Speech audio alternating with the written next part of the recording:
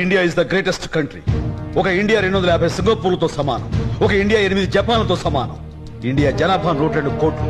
America జనాభా 28 కోట్లు. 28 కోట్లలో ఒక బిల్ గేట్స్ పుడితే 102 కోట్లలో ఎంతమంది పుట్టాలి? కానీ ఒక్కడు కూడా పుట్టలేదు. కారణం, మన దేశంలో సైంటిస్టులు చేసే ప్రయోగాలు వెలుగు చూడాలంటే లంచం. మేధావుల మేధస్సు మన దేశానికి ఉపయోగపడాలంటే లంచం. అందుకే సార్ భవిష్యత్ బిల్ గేట్స్ మన దేశం వదిలి పరాయి దేశాలకు వలస పోతున్నారు, అక్కడ రాణిస్తున్నారు. చెప్పులు కుట్టుకునే అబ్రహం లింకన్ అమెరికా అధ్యక్షుడు అయ్యాడు.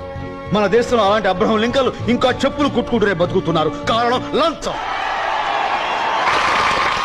మన దేశంలో అడుగడుగునా లంచం.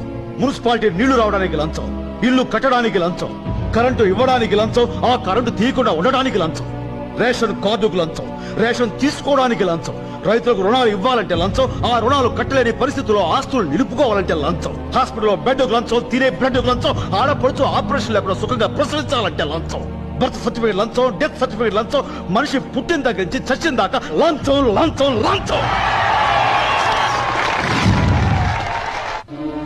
అగ్గిపెట్టెల దగ్గర నుంచి రైలు పెట్టెల దాకా అవినీతి నడుస్తూ ఉంటే బతుకు రైలు ఏ పట్టాల మీద నడపాలి సార్?